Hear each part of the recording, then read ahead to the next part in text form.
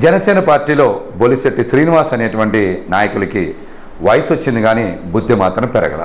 ప్రలోభాలకి లొంగేటువంటి వ్యక్తిని అయితే మార్చి 14కు ముందే people's media bro cinema producer ఎవరైతే విశ్వప్రసాద్ అనేటువంటి వ్యక్తి ఉన్నారో ఆయన నాకు ఫోన్ చేశారు, ప్రలోభ పెట్టే ప్రయత్నం చేశారు. ఆయన ప్రలోభాలకి నేను లొంగలేదు కాబట్టినే ఆవిర్భావ దినోత్సవం రోజున పవన్ కళ్యాణ్ గారు పోతిని మహేష్ లాంటి వ్యక్తిని కూడా త్యాగం చేస్తున్నామని మాట్లాడారు.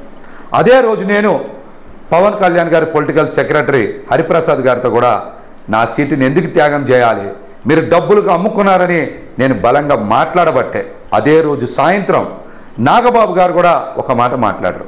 పోతిని మహేష్ లాంటి వ్యక్తి నిజాయితీ పరులని కూడా మాట్లాడారు. ఈ విషయాన్ని కూడా మీరు రెండు కూడా చూసుకోవచ్చు.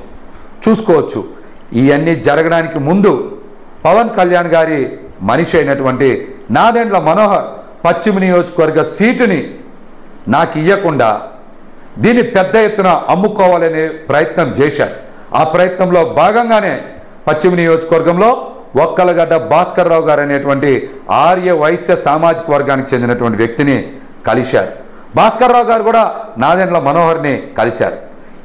ఈ సందర్భంలో భాస్కర్ రావు గారు నేను 15 నుంచి 20 కోట్ల రూపాయలు మీకు డిపాజిట్ చేస్తానని చెప్పిన మాట వాస్తవం.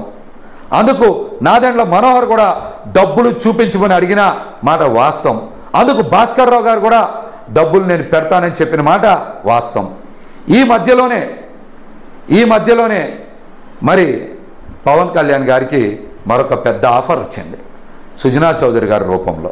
అందుకనే పార్టీ కోసం నిరంతరం కష్టపడినటువంటి నన్ను పొత్తు ధర్మం అని చెప్పి ఆవిర్భావ సభ రోజున త్యాగం పేరుతో మాట్లాడి ప్యాకేజీ ధర్మానికి అమ్ముడుపోయినటువంటి రాజకీయ బ్రోకర్ పవన్ కళ్యాణ్ అని కూడా ఈ సందర్భంగా నేనైతే తెలియజేస్తున్నా. అందుకని వెంటనే సుజనా చౌదరి గారి దగ్గర ప్యాకేజ్ మాట్లాడుకొని పెద్ద ఎత్తున అంటే భాస్కర్ రావు గారు చెప్పిన 15-20 కోట్ల కన్నా ఎక్కువ డబ్బులు సుజనా చౌదరి గారి దగ్గర వస్తాయని ఆయన ఆశపడి 30 కోట్ల రూపాయలకి సీట్ అమ్ముకున్న మాట వాస్తవం. ఇది ముమ్మాటికే నిజం. అందుకనే వాళ్ళ సీట్లని అమ్ముకొని వ్యాపారం చేసుకున్నారు. అందుకనే నేను పవన్ కళ్యాణ్ గారిని పొలిటికల్ బ్రోకర్ అనేటువంటి మాట మాట్లాడా. విశ్వప్రసాద్ నాకు ఫోన్ చేశారో లేదో అడగండి, మీరు వెళ్ళి అడగండి. ఆయన ఏం మాట్లాడాడు, నేను ఏం మాట్లాడానో ఒకసారి విశ్వప్రసాద్ని అడగండి. లేదంటే బొలిశెట్టి శ్రీనివాస్కి బహిరంగ సవాలు చెప్తా ఉన్నా. దమ్ముంటే నువ్వు నా దగ్గరికి రా, సీటు అమ్ముకున్నారో లేదో నేను నిరూపిస్తా. నా సవాల్ని దమ్ముంటే నువ్వు స్వీకరించు, లేదా నువ్వు విశ్వప్రసాద్కి ఫోన్ చేయి. పవన్ కళ్యాణ్ అనేటువంటి వ్యక్తి నీతో ఫోన్ చేయించలేదా?